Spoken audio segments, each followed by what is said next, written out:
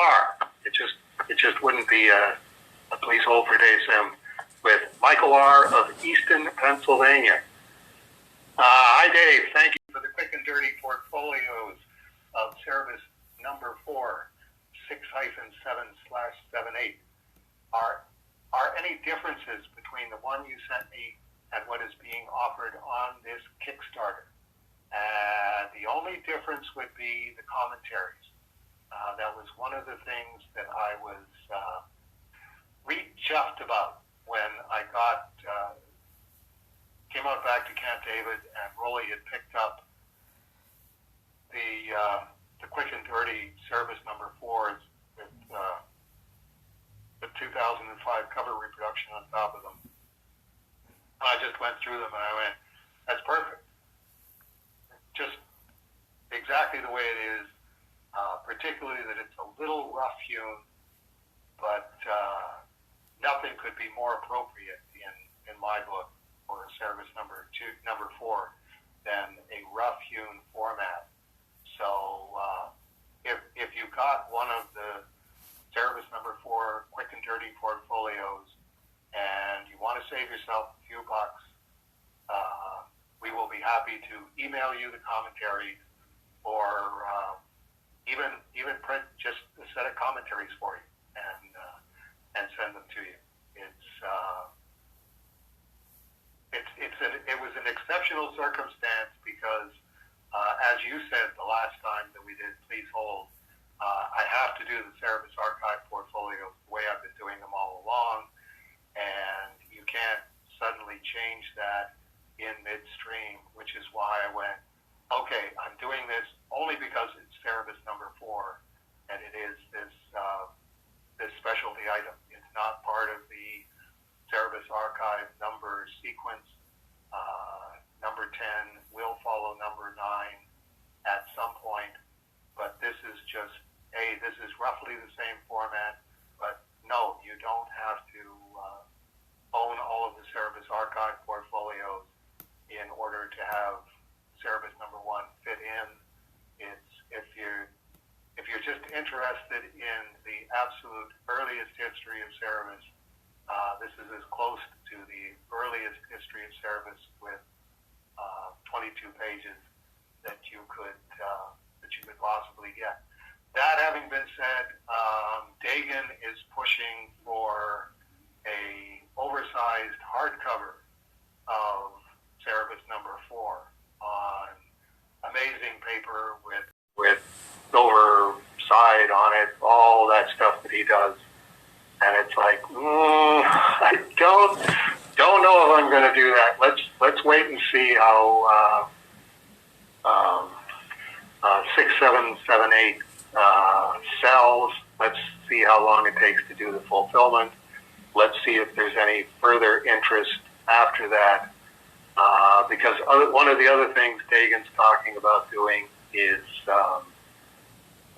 an anniversary edition of Swords Volume 1, which would basically be an artist edition size, where if we've got scans of the original artwork from number 1, number 2, number 3, or number 4, they go in full size, and then they're just remastered pages turned sideways after that. Not the easiest thing in the world to read, but here you go. If you want the original artwork to 1, 2, 3, and 4 that we've got access to, here's the oversized edition.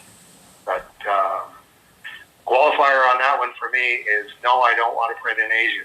If we can figure out a way to print it in North America, then and price it accordingly, then we will do that. Or I will definitely take it into consideration. I've got Marshall Rogers' layouts for the name of the game is Diamondback. I've got a couple of Diamondback pages. So it would be a really interesting oversized book. And if we were gonna do one, I think Swords of Cerebus Volume 1 would be the one that we would do. But this is why I only approve the next project and have a planning stage for the project after that with because Dagan would have 25 books all lined up. And it's like, we can't do that. We've got to be as concerned about the fulfillment as with the, here's my money. When's it coming in? So my other question pertains to the last Please Hold. You and Matt were discussing about video editing and the difficulties of it. Has there been any outtakes on your weekly updates which maybe you can put together to make a bloopers segment? It might be fun to watch. Michael R. No, the closest to that was when I was recording the weekly updates plural for Chris Warner's all comedy book, Rococo Coffee. I had a number of excerpts flagged in the book while I was doing the weekly update, and had a great deal of trouble getting through some of them without laughing. And I thought, well, okay, all I have to do is get one done where I'm not laughing and then delete the rest of them. But just this once, let's not do that. So those all went to Dave Fisher. Usually I don't do that because it's confusing enough for Dave Fisher to keep doing the weekly updates. The simpler I can make them, the better. So I just have a card that says, weekly update, start, and I hold that up to the camera so it says start. And then I do my spiel, hopefully all in one clip. And then I've got another one that says weekly update, end or stop. And that way, when Fisher downloads them, it's like, okay, this is obviously this many weekly updates. All I have to do is start this one here and stop it there, and I'm all done. And then stick a clip number 1 on the front of it, where I say weekly update for Friday, July, whatever. I always lose track of the dates because I'm recording a bunch of them at one time, and I don't know how far ahead Fisher is, how many times he had to substitute a promotion for Cerebus and Hell. So I try to do a tight shot on my face where you can't see whether my hair is growing out or it's been shaved recently, and say, weekly update for Friday, September 3rd, and then stop and do another clip number 1. Weekly update for Friday, September 10th. Weekly update for Friday, September 17th. And then I just do a bunch of those, and those go out with the actual weekly updates. And then Fisher just sticks them together.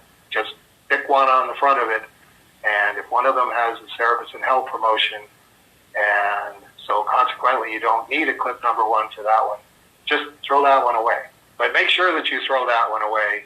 Otherwise, you're going to be going, where's the September 7th? I need the September 7th one.